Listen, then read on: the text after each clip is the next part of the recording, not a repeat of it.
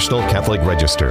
This is Register Radio, bringing light and clarity to the news and topics that affect your life. The Church in the United States is welcoming thousands of new Catholics into our family of faith this Easter.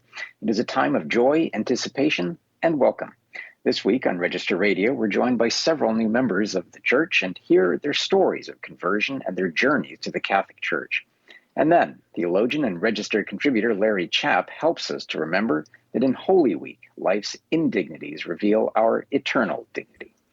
Hello, I'm Matthew Bunson, Vice President, Editorial Director of EWTN News and host of Register Radio, joined as always by my co-host Shannon Mullen, Editor-in-Chief of the National Catholic Register. How are you, Shannon? I'm well, Matthew. Thank you. I hope you had so far a blessed Holy Week. Yes, it has been. It's a great time of year for us. Well, over the last weeks, the Register has been covering the remarkable trend of record numbers of people here in the United States who have entered the Church over the last few years and who are joining this year. This is part of a wider trend that we're also seeing in Europe as well. And I know we've had some pretty remarkable stories about Catholics, new Catholics, people who have come into the Church, either being baptized and confirmed or just entering into full communion with the Church. Every new Catholic has a story to tell and part of a deeply personal and very poignant journey into Catholicism. And we're delighted to welcome one of them, Dylan Ingham, who is 25 years old from Rhode Island, who's being welcomed this Easter. And I think both Shannon and I are very, very happy to talk with you, Dylan. And first of all, welcome to the Church. Thanks so much, Matthew. I appreciate it. Well, I know that you've already been part of EWTN News coverage. Coming up, we're going to be talking with you, I know, on EWTN News Nightly. And here we are at the Register. I think it gives people a sense of not just the importance of new Catholics, of people coming into the Church, but helping all of us to understand your journey. So let's introduce you a little bit as to who you are and where you're from. I'm from Rhode Island, primarily. I was born and raised in Rhode Island. I went to high school here. I spent a couple years in Massachusetts at Northeastern University, where I got a bachelor's degree in data science and finance. And religiously, I don't really have a background in any faith in particular. My parents weren't religious. I never went to any sort of church or mosque or synagogue or anything like that. It was really around when I became an adult and started attending college that I had my own sort of like personal, I guess, conversion experience. Like growing up in high school, I was a materialist, basically. That was the ideology of the public school system. So it was a system where you would discuss and learn about the nature of biology and chemistry and physics, but it was always in reference to kind of a material framework that was based in chaos. So I don't know if you guys have heard of like nominalism as a viewpoint, but that's kind of what like the public school system and the college system espoused. So, yeah. Dylan, the scientific background you have is so interesting.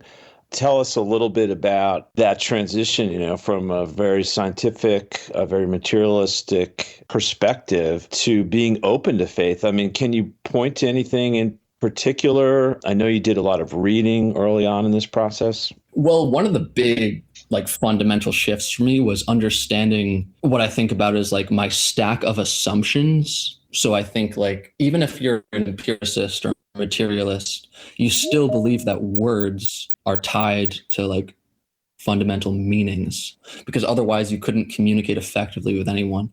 So I had accepted that sort of framework where words were tied to meaning, but I didn't realize that in doing so, there's sort of an element of intellectual pride there, where I was taking certain things to be true, like theory of evolution or the theory of materialism. And I was rejecting other things like the idea of a soul or the idea of the creator God. So once I really checked my assumption stack, I realized that I actually believed in the meaning of words. And I believed that, we could come to understandings, but I just had rejected the idea of anything being outside of specifically materialism, because that's all I had been taught. Yeah, and one of the aspects of a nominalist or positivist outlook is the rejection of the idea of certain universal concepts, right? Such as justice, goodness, holiness. So what was your own sort of lived experience in realizing that that's not exactly how it works?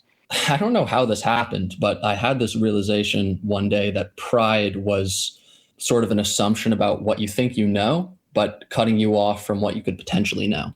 So pride was, in a way, like a limiting factor on your own intellect. And once you accepted humility, you accepted that you really didn't know exactly what the framework of reality was, and your capacity for thought was something you were assuming anyway. It opened me up to believing in, well, at the very least, it allowed me to consider alternative explanations of materialism. And so once I dug into those perspectives, it became pretty clear to me through like the theories of neo-Darwinian evolution, or even just the coefficients of physics, or like subatomic particles, that it was totally valid to believe that there was a creative behind that. Like the fact that there is direct coefficients to physics, the fact that there is certain laws that govern subatomic particles, like that doesn't imply chaos. That actually implies a creative force behind it. So pretty quickly, once I accepted that I was being prideful in my assumptions, I was able to accept the ideas of deism, you could say, right? Like a vague sort of deism, the idea that the material world is actually created by an intentional force, as opposed to just being sort of an overlapping of chaos that our minds happened to prescribe patterns onto. So that was right around the first like year or so of college. Once I realized like none of my classmates really had any like basis for their morality, and in fact didn't really have morality, because they had this sort of materialist viewpoint. So once I accepted and humbled myself to the idea that there could be a creator force, it opened me up to the concept of like, how could that apply to humans in particular? So, I mean, that was where I guess you could say free will came in, because I accepted, okay, so there's a creator force behind matter, but how does it relate to humans? And one thing that was pretty self-evident to me, besides the reality of creation, right? Besides the fact that we live in an ordered cosmos, the other relevant thing was that I have free will, right? It seems pretty apparent that I can make choices and that I feel some sort of value judgment around those choices. And that belief for me was only validated by the incarnation of God as man. So the only way to validate human free will was the idea that God was incarnate as man and actually transfigured that free will in a, I guess you could say, like a cosmic legitimacy.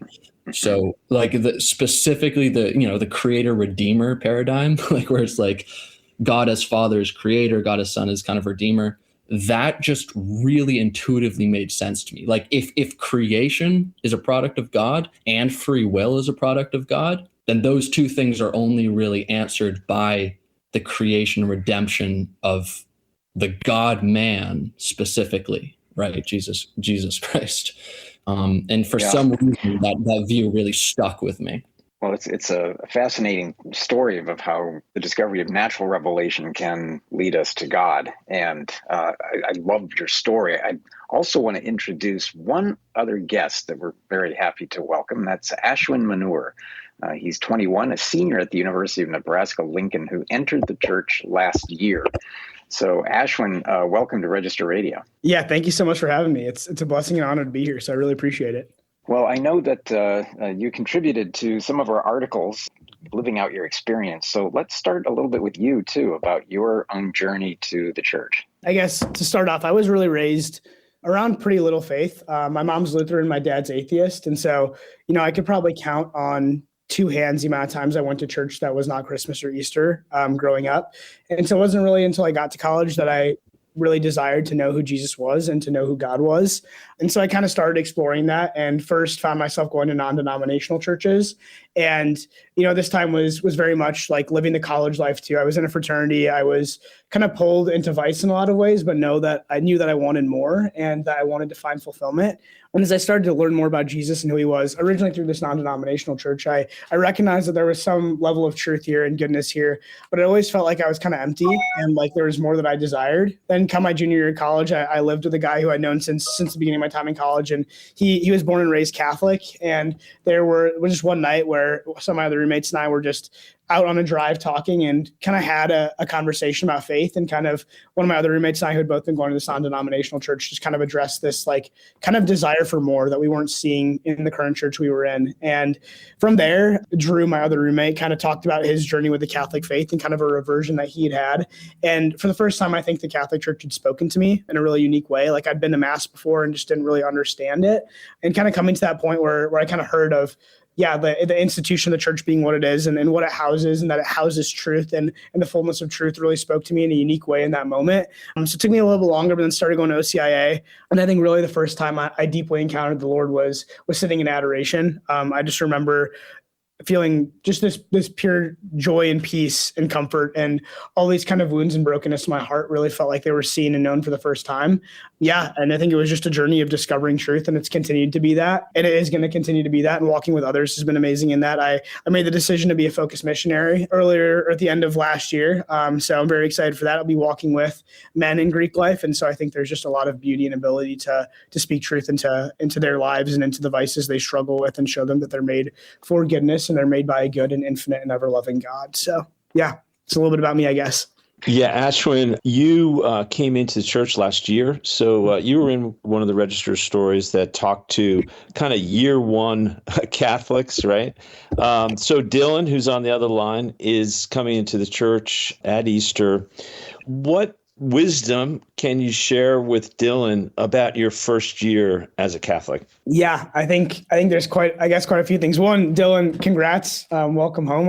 I'm incredibly excited for you, and thanks. I will be praying for you. We're kind of near the end of the beginning of the real journey, but the fun begins. And so I'm excited for you. I guess like one of the biggest things I've learned over the course of the past year is just the importance of growing in the virtue of prayer and the practice of prayer. I think that so often when we first feel called to the church, there's the beauty of God giving us the consolation to draw close to him. But I think that the reality of the faith is that consolation isn't always present. And you may have already experienced that. And maybe you're kind of sitting in that consolation right now, or maybe you kind of have felt God like not pull away a little bit, but like actually desire that we draw closer to him in our own choices and actions.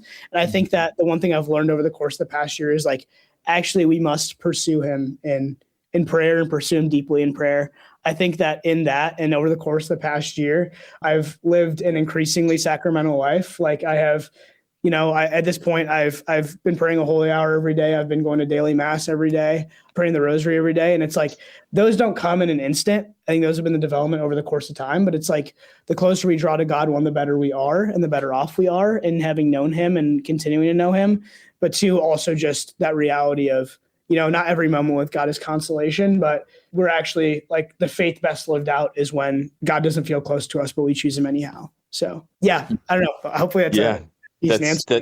That's great. Dylan, let's hand it back to you. So any questions for Ashwin? By the way, it's not required that you become a focus missionary, but that is always an option. Yeah. What questions might you have for Ashwin?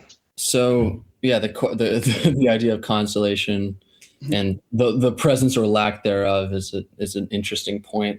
Do you feel after being, I guess, baptized and receiving First Communion, like, are your motives different? Like now that you're involved in now that you're actually part of the body of Christ, now that you're, participating maybe even daily in the sacrament of the Eucharist, like, does that change how you live your faith as opposed to, beforehand when it might have been more of a reorientation of your intellect and your will? And now it becomes something that's more communal. Like, is there different advice you would give at those different phases? Because that's sort of what I'm about to cross over into in the next few days. Yeah, that's a really, really good question. I think one thing I've been praying about a lot actually recently is the idea that I don't think there ever comes a point where we're not reordering our intellect and our will more fully, right? I think like in our brokenness and in our concupiscence, like we are always drawing closer to a more perfect order, but that's not something that we ourselves can reach, right? Like we're called not to be perfect, but to be made perfect. But I think that in that regard, like over the course of the past year, it's been really, really interesting to pray about, actually. It's like, I had this idea and concept of the Eucharist as I first approached it. And I remember first time I received the Eucharist, it's beautiful, and it's just an incredibly intimate moment with God. But honestly, it's like as we continue to pursue him in prayer and in the sacraments, it only gets more and more intimate. And I think that's the beauty of the faith is like, I think that in the last 3 months alone, I've had more like quote unquote spiritual growth than I did in the first 9 of being Catholic. And it's not like I didn't have a ton there. I just think that the closer we draw to God, the more we actually like, the more we grow over the course of time. Like the growth isn't perfectly linear, right? I think like as we grow closer to him, as we continue to like to know his will for us and to say yes and to continue to ask those questions of what does it mean to live with you and to live in accord with your will, and to ask God the purpose of, or like to ask God most fundamentally, like, who are you? Who am I in relation to you? And what is your purpose for my life? Like, as we continue to ask those questions and continue to ask all the questions that come from that, I think we draw closer to him. And so I think like, honestly, the biggest thing is that your concept of the Eucharist will change as you continue to receive it. But it's like, as long as you continue to approach that prayerfully and with, like just with the utmost like love and reverence for it, like you just begin to see the beauty of it ever more. And I think like each time I approach the Eucharist, it's like, yeah, I just feel like my eyes are opened even more to the free gift and the beauty of the gift that God gives us in himself, and how freely he gives that to us, having no need for us, but loving us that much. I hope that's an okay answer. I don't know if that leads to any other questions. Yeah. Pretty awesome. That was a fantastic answer. And I know that we are very grateful to both of you for answering Christ's call, for joining the church. And be assured, Dylan, especially, that you are in our prayers over these next days as you come into the church. And for both of you, our continuing prayers as you continue your journey in faith. Thank you so much. Yeah. I appreciate all three of you. Yeah, very good advice. Very good. Well, this was a great conversation, and this one's going to be a memorable edition, I think, of Register Radio, so thank you both. Well, you're listening to Register Radio here on EWTN Radio. Next, we talk with Register contributor Larry Chapp on Holy Week, frailty, and the cross. Stay tuned to Register Radio.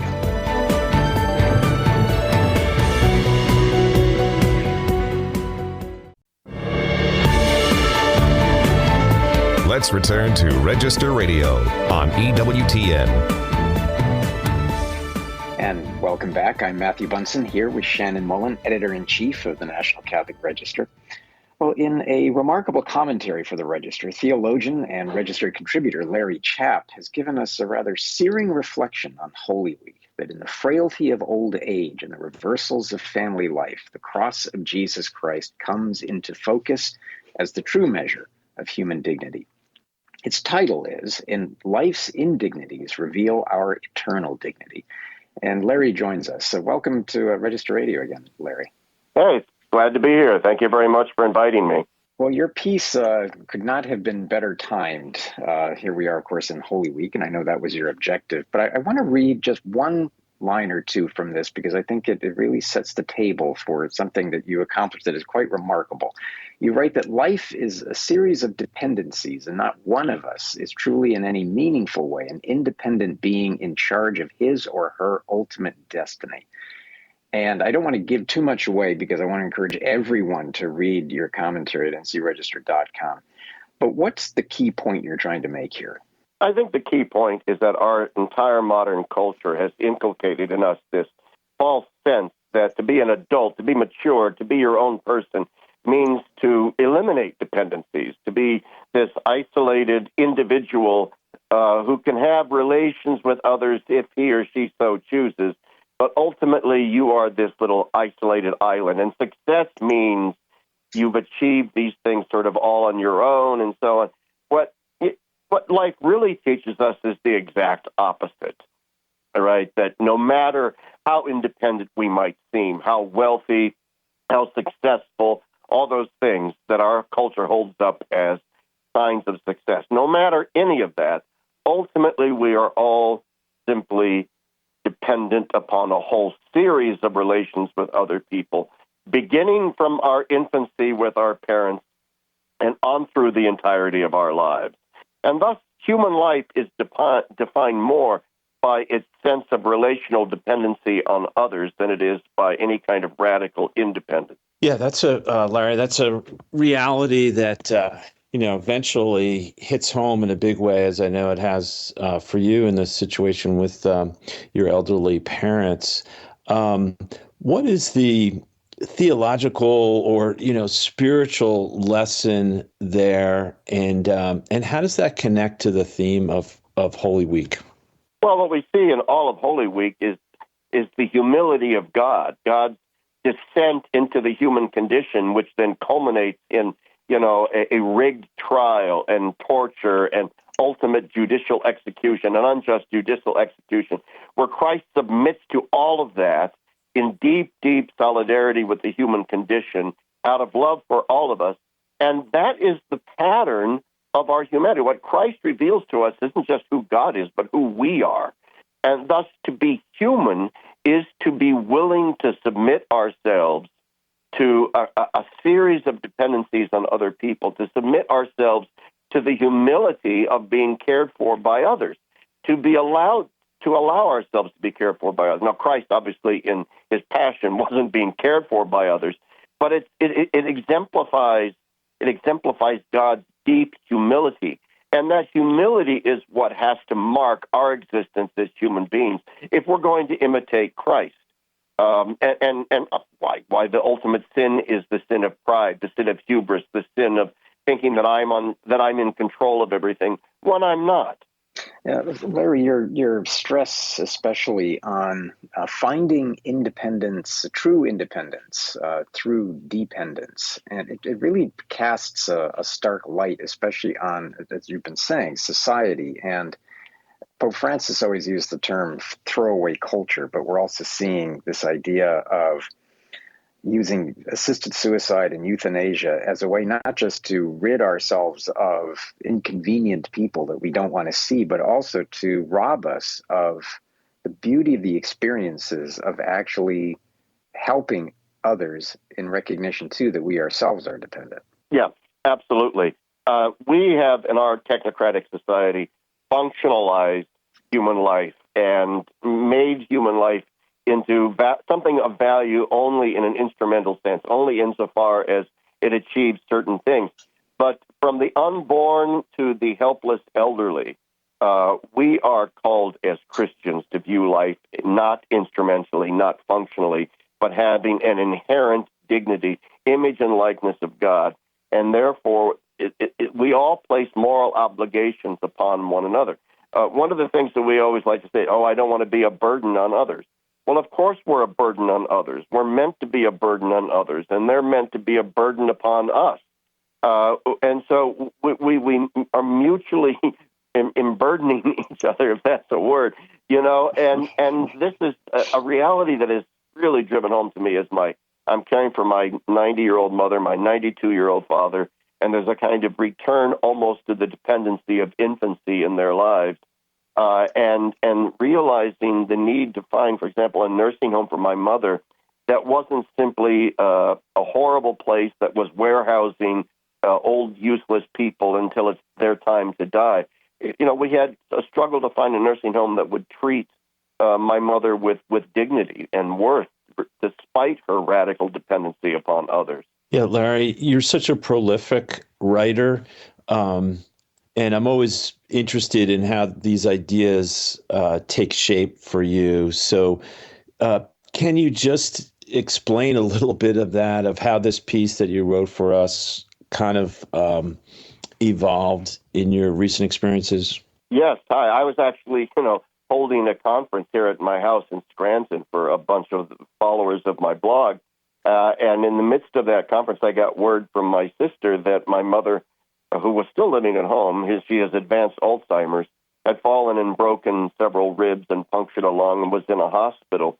So I raced out to Nebraska quickly, which is where my parents live, where I'm from, and discovered, my mom was in very, very bad shape.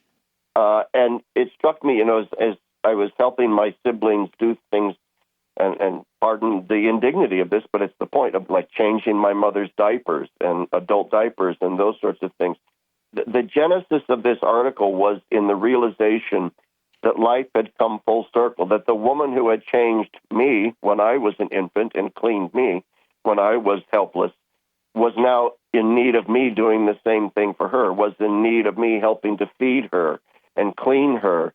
And my father was in need of me helping him to walk because he can barely walk. And man, it just, as I was driving home from Nebraska, I was just so profoundly moved by the experience of my parents willingly submitting themselves to that dependency on their children, and how beautiful life is, even in its indignity like that, because it elicits from us the deepest form of love. Yeah, it is the deepest form of love, and you're also giving them dignity in those most crucial moments of their final years. So thank you for that, but also thank you for the lesson that you've given to all of us. Well, thank you. I'm always pleased and thankful to the Register for publishing my various scribblings, and this one in particular was very near and dear to my heart, obviously.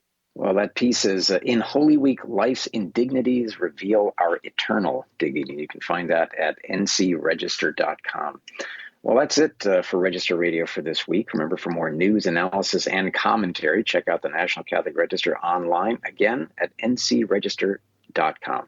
Thanks so much for joining us. Until next week, on behalf of our producer, Michael McCall, Shannon Mullen, Editor-in-Chief of the Register, I'm Matthew Bunson. Please take care, God bless, and have a joyous Easter season.